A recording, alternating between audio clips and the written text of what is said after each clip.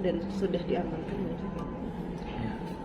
Jadi kemarin tanggal 10 Agustus ada kejadian.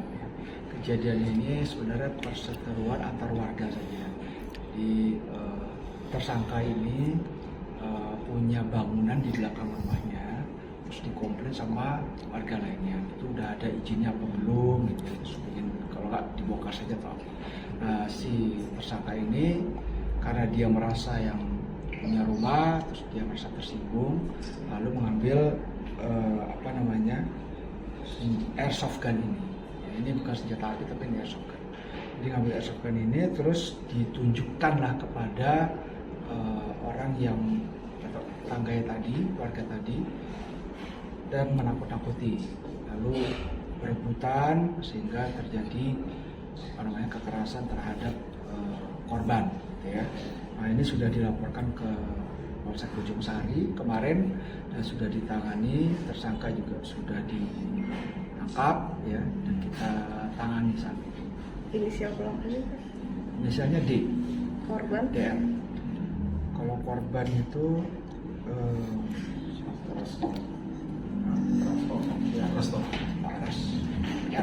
Berarti karena nggak terima ditegur untuk bongkar bangunan ya Pak ya? Ya, hanya ditanya saja itu bangunan udah ada izinnya apa belum, gitu ya. Terus itu kan balik pikirnya di belakang rumahnya. Jadi karena tidak terima, terus ada perselisihan situ sehingga terduga pelaku ini mengambil airsoft gun. Terkait izinnya Pak? Jadi airsoft gun ini sebenarnya izinnya juga masih kita teliti ya. Ini ada ditulis di sini Jatayu Airsoft Gun Club. Ya.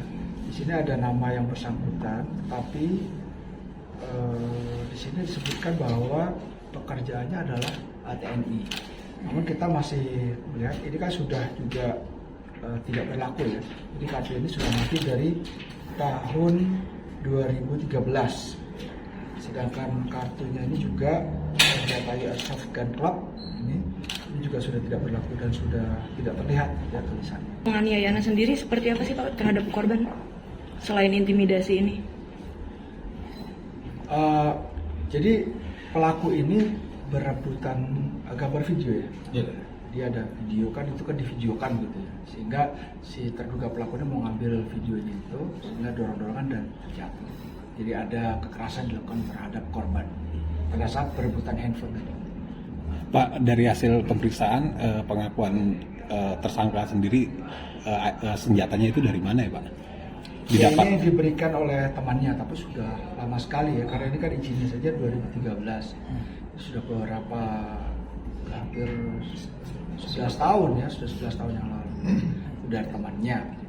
Kita juga tidak mendalami lagi, tapi kan istilahnya airsoft gun ini, ya, kalau ada izinnya ya nggak apa-apa sih sebenarnya bisa digunakan. Kalau mungkin untuk menggunakan misalnya untuk olahraga atau apa yang lain gitu ya. Cuma ini izinnya mati gitu, jadi ini jadi masalah.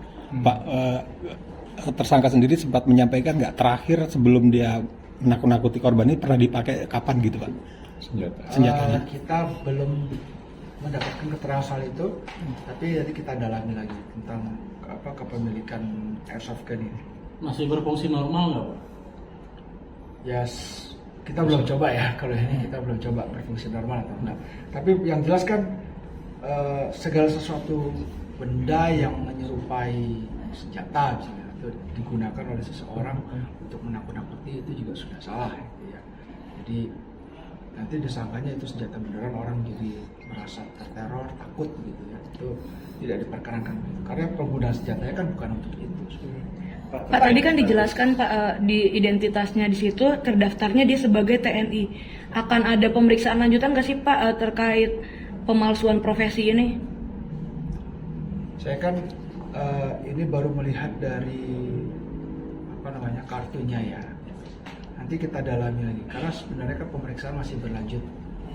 Kemarin pemeriksaan masih berlanjut, kita akan dalami kenapa tulisannya seperti ini. Ya. Jadi nanti kita akan dapat keterangan dari beliaunya ini, dari terduga pelaku kenapa tulisannya pekerjaannya TNI. Pak, berarti statusnya sudah tersangka sekarang ya Pak? Sampai saat ini belum. Insya Allah nanti setelah kita lakukan pemeriksaan lanjutan nanti akan kita gelar perkara untuk itu.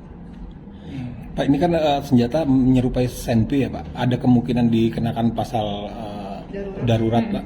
Oh, darurat. Undang-undang Kita darurat. kenakan pasal 351 untuk kekerasannya sama 335 perbuatan tidak menyenangkan. Tapi kalau undang-undang darurat itu untuk senjata api dan senjata tajam. Nah ini kan bukan senjata api, bukan juga senjata tajam. Jadi ini kita kenakan 335 KUHP dengan 351. Pas saat pelaku menodong si korban ini, senjatanya itu dalam kondisi terisi peluru atau enggak? Tidak ada pelurunya. Tidak ada pelurunya. Ini cuma nakut-nakutin ya Pak? Ya. Dilihat dari gayanya yang cukup arogan, ada kemungkinan nggak jadi pengaruh keadaan tidak sadar, dan apakah akan dilakukan cek urin? Dia dalam keadaan sadar. Oh, Dia iya. dalam keadaan sadar. Mungkin karena emosi ya, karena emosi, terus dia punya alat ini, terus dia tunjukkan dia tunjukkan kepada si korban. Jadi kalau keadaannya sadar, ya kita memang belum campurin ya, tapi istilahnya kondisi saat itu tidak ada yang gejala yang menunjukkan kalau dia tidak sadar atau juga pengaruh apa. Berarti Pak kasusnya dilimpahkan dari Polsek Bojongsari ke Tetap ditangani sama Polsek Bojongsari. Oke. Ya cuma hari ini kita bawa ke sini. Ya nanti kita hanya mengevaluasi apa yang sudah dilakukan oleh Polsek. Kita memberikan arahan untuk pasal-pasalnya, untuk tindak lanjutnya nanti gelar perkaranya. Itu kan pembinaan teknis kan memang dari Satuan Reskrim yang ada di Polres kepada Polsek. Bang Niam.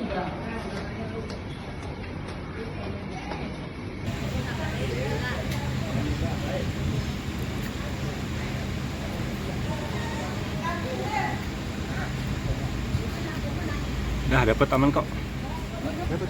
Dapat. Bang, cuma anak buahnya Kapres mobil sama.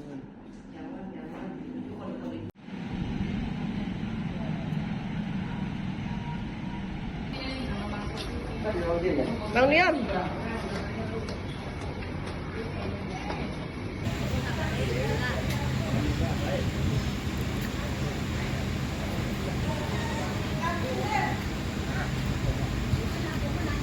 Nah, dapat aman kok. Dapat. Bang, cuma anak buahnya Kapres mobil sama.